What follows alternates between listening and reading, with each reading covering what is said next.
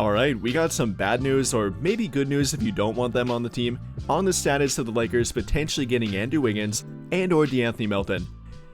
According to reports, they're likely off the table for the team. In the case of Andrew Wiggins, likely off the trade market.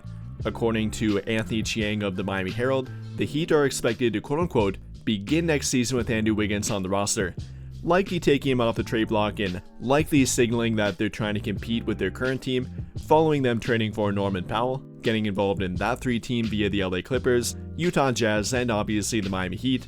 They might feel content with their current team, and I guess I would be on par with Pat Riley lately. Being content with an above average team that might make the play-in tournament, that's kind of been the case for them, so I guess I would be on par with them and might signal that they do plan to keep Andrew Wiggins. So with that in mind here, does that mean he's officially off the table for the Lakers? Well, right now I'd say yes, but maybe not at the trade deadline. Might be able to circle back on it at that point. If they are in fact below 500, not going anywhere, and maybe look to blow up their team at that point, then we might be able to get him for a better price. And in my opinion, that would definitely be the best outcome here.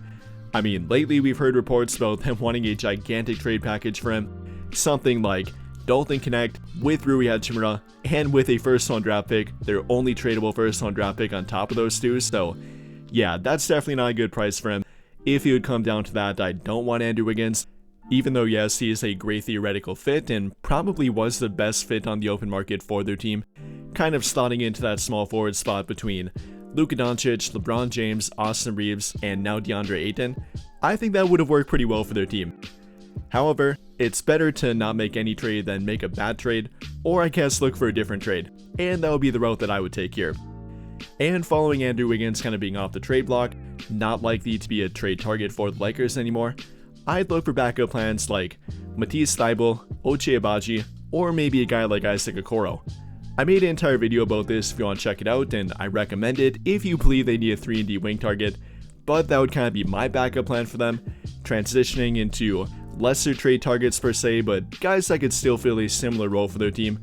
I think that Ochai Agbaji would be a great addition for their team. That would be my favorite of the three.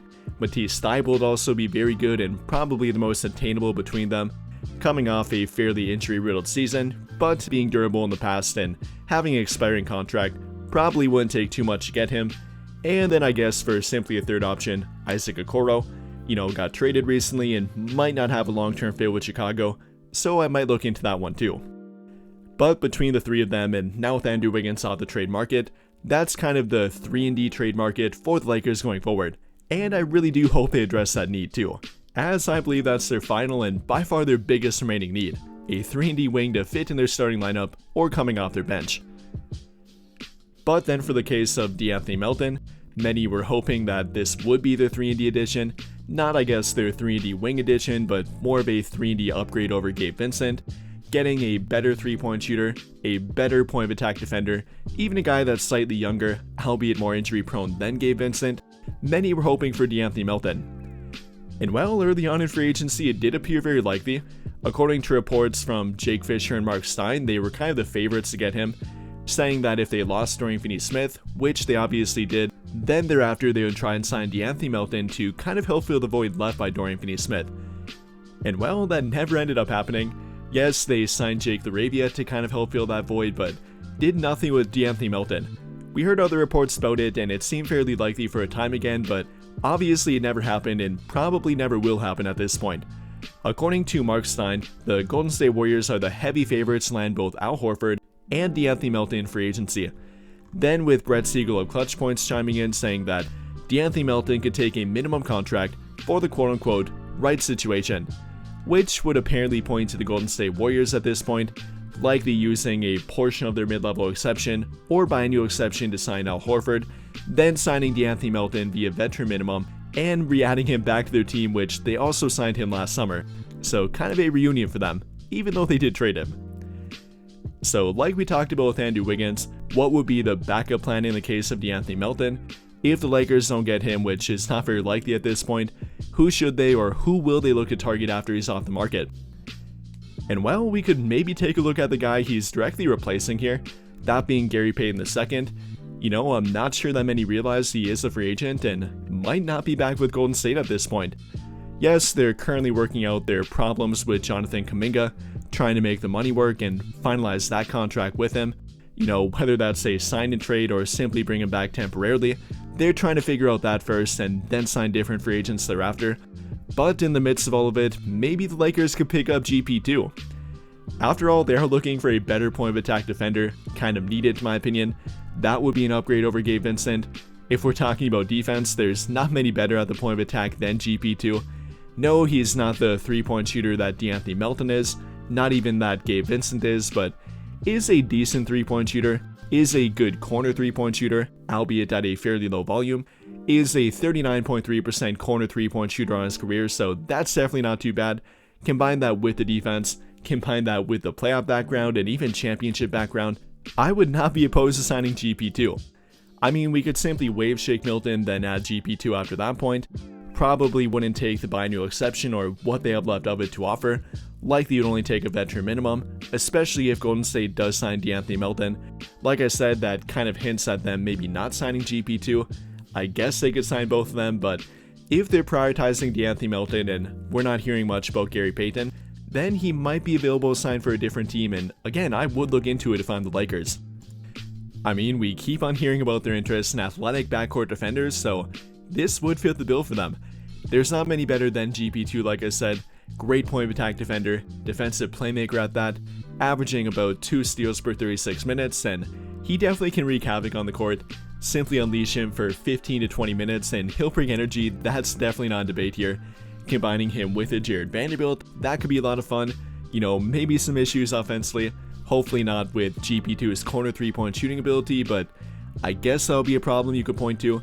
Though I'd still be interested because of his athletic point of attack defense, how much he could potentially cover up for a guy like Dalton Connect, who likely would come off the bench with him. Simply adding more defense to their backcourt in general, that's something they need. And with him being probably the best point of attack defender left on the open market, I think you gotta factor him in here. And well, with that in mind here, I think that kind of wraps up my thoughts for De'Anthony Melton and Andrew Wiggins being off the market, the trade market for Wiggins, the free agent market for De'Anthony Melton, and what the Lakers should or maybe will do as a backup plan to both of them. Like I said, maybe a guy like Ochai Agbaji, Matisse Thybulle, Isaac Okoro for a 3-and-D wing backup plan to Andrew Wiggins, or maybe for Gary Payton II as a free agent backcourt defender backup plan to De'Anthony Melton. That's kind of where my head goes after that point. If the Lakers are not going to or really can't sign or trade for them in this case, then I definitely would look to a backup plan, and those are the best options in my opinion.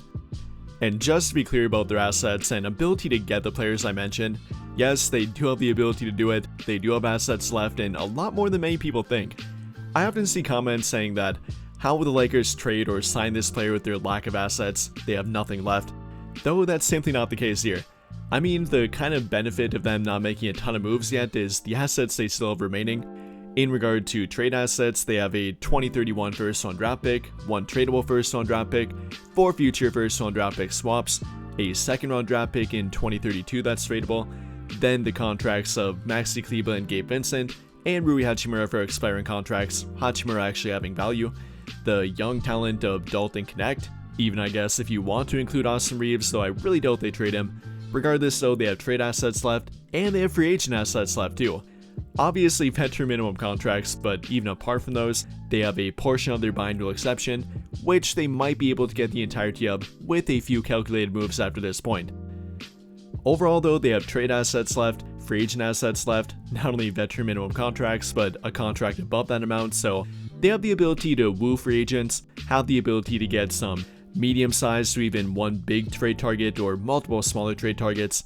So yes, they have the ability to make the moves I mentioned, and even more than the moves I mentioned too. So with that being said here, what do you guys think? How do you feel about the reports about Andrew Wiggins and De'Anthony Melton and them kind of being off the block or off the market for the Lakers here? Do you think that's a good thing, a bad thing, and what would be your backup plan to them? Let me know your thoughts in the comments down below. But I think that'll pretty much do it for this one. And if you enjoyed the video, then I would greatly appreciate it if you dropped a like, subscribe to the channel if you have not already, and hit that notification bell to never miss out when I upload a video. But as always, thank you for watching and have a great day or night.